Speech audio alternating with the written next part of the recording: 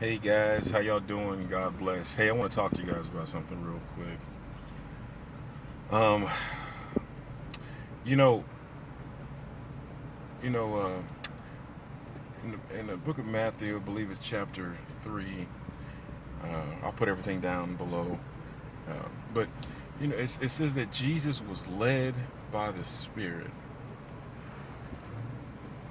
to the, into the wilderness so that he can be tempted by the tempter, or be tempted by Satan, or the enemy. you know, and it has all this kind of sat back and I thought about it. I mean, that explains us. That explains our lives. That explains how how we have ups and downs. That explains so many times, you know, and as the story goes, Jesus fasted for 40 days and 40 nights without food, and then that's when the devil came to him when he was weak, you know. And I want to tell you guys, listen, the enemy is going to tempt us at our weakest point, especially when the Spirit leads us there. You know, and what I mean by that is this. The you know when we go through our trials, our tribulations, our ups and our downs, you know, but we're being led by the Spirit, in the direction that He wants us to go. He's going to come with the great temptation. He's going to come with temptation. He's going to come with all kinds of things. But has the words kind of shows, or kind of it kind of tells. It doesn't really say it in words. So but it kind of leads you to believe that God was behind the temptation. You know, we go through so many things, man. And for we cut this AC on because it's really hot. We go through so many things, guys. Trials, ups and downs. But when we're tempted that way, it's just one of those difficult things that we have to go through, to prove God, to show God our level of faith, to show Him how much faith we have in Him, and how we're just going to be confident in Him and not in ourselves. And so as temptation comes, just know that God can send the enemy to tempt you. Look in the book of Job. God sent the enemy directly to Job, to tempt him and to get him to say something negative against him. When we go through these things, a lot of times people like to say, "Oh, the devil made me do it." Nah, you made yourself do it. God may have been leading you in spirit. God may have had you focused on Him. God may have had you, going in the right direction. So what He does, He wants to see how strong your faith is. So what He'll do is He'll send the tempter. He'll send, the enemy. He'll send him, when you're going in the proper direction that you need to be going in, when you're going the way that you need to be going in, when you're going the direction that God has you going in. He's going to send him so that He can test your faith. He wants to see how strong your faith is. He wants to see how strong you can withstand the temptations of whatever it is.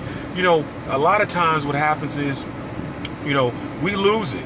We lose it and go back in the direction that we were. And then here we are going back around that same mountain. Remember, it took the Israelites 40 years and 10 months, to make a 12-day trip, because they kept going through the same temptation and failing over and over and over and over and over again. We need to stay focused. We need to stay focused on exactly what it is that God wants from us.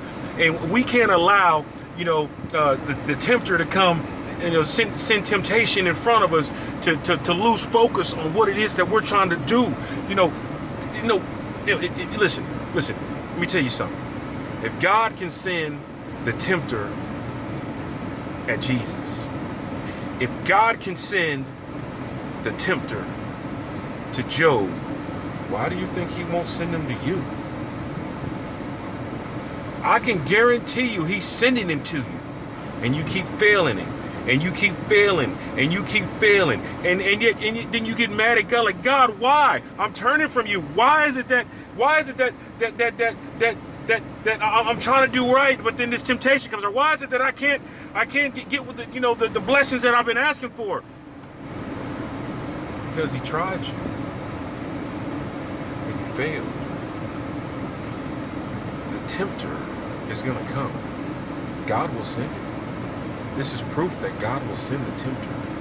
And so it's up to us to stand firm in faith.